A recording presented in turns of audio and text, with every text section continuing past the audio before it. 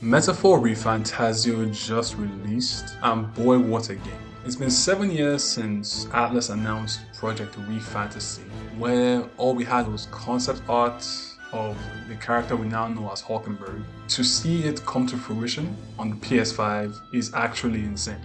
With me loving the game as much as I do, but the game being, I'm assuming 100 hours or so, I thought I'd just drop my first impressions and probably drop a review later down the line. The first time I played the game was actually on the demo, and the demo was absolutely amazing. I was hooked from the first second, and it seems it was not just me because the game seems to have sold over 1 million copies in one day. But enough background information. Why is this game so good? You gotta start with the graphics. This game is absolutely stunning. Atlas seems to have been on an upward trajectory since Persona 5, and every single time they drop a new release, with the exception of Soul Hackers 2, they keep knocking out the park. SMT 5 looked beautiful, Persona 3 Reload looked amazing, and now Metaphor is gorgeous. There are times where I have to stop and look around like, what is actually going on? Specifically, there's a scene where I was walking in the main central street by the Grand Cathedral, and I looked up and you see the giant face just looking down on you. It's eerie, but it's beautiful, it's crazy. Combine this with the amount of people just walking around the street, Atlas really went crazy. Shout out to Studio Zero and the team. They all did amazing work.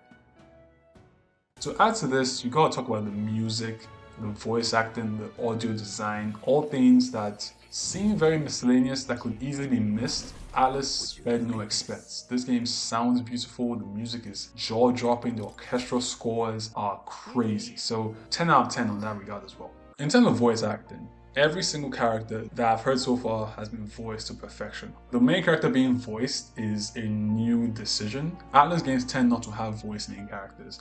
The best you got was probably Joker, who just has subtle voice lines here and there, just like a word or two. But in this, our protagonist actually voices your lines, and the person that chose to voice those lines kills it every single time. There's an innocence but a stoicism in his voice at all times. The story is extremely intriguing. I'm about 10-12 hours in, and so far, jaw dropped.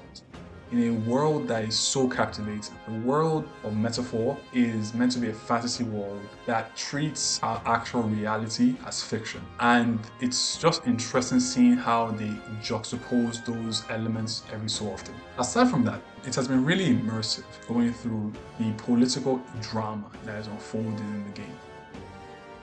In terms of combat, if you've played an Atlas game, if you've played Persona, you've played SMT, you know what to expect. Top tier turn-based combat, really fluid animations, the whole 9 yards. But it's the way they mix it up that is really impressive.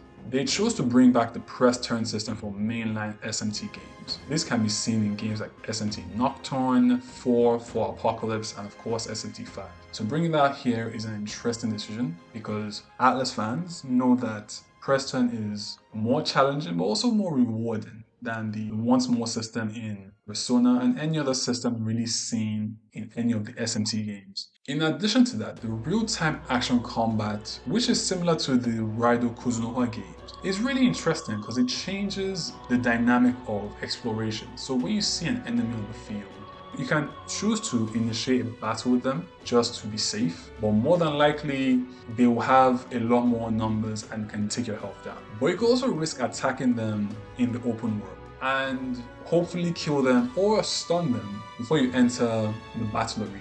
The risk to this is that if you don't stun them and they hit you back before you can start the battle, it now puts you in a heavy disadvantage. And man, let me tell you, this game is difficult. If you're not careful, you could get wiped by any enemy you run across. Very similar to most SMT games I've played.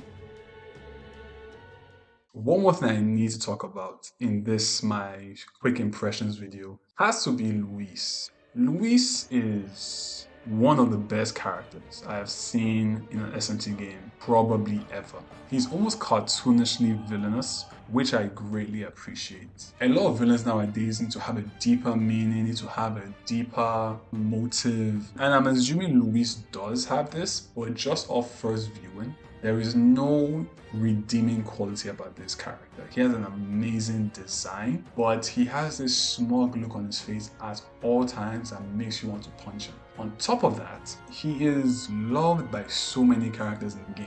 So you going against him almost makes you seem like the villain in the story, which I always appreciate in games. He reminds me of another character from a game I love called Suikoden 2 called Luca Blight, and how they are introduced very early. They show you that they have no remorse about being evil, and it is amazing. For example, I want to say the second time you see him in real time, so not in like a flashback, is literally him lording himself above everyone in the kingdom, showing no remorse of the negative things he's done so far. And somehow, people are still supporting him 5 minutes later. He has insane charisma, he's so smart, and I would love taking him down later in the game. Atlas are cooking something special in this game. The 91, 92, 93 I'm seeing on Metacritic is beyond deserved. If you haven't picked it up, pick it up. It's worth the 60, 70 bucks it is. If you're still not sure, play the demo. The demo is like 15 hours. It's a crazy demo. You'll be hooked. And look out for my review. Thank you so much for watching. Please like and subscribe and stay blessed.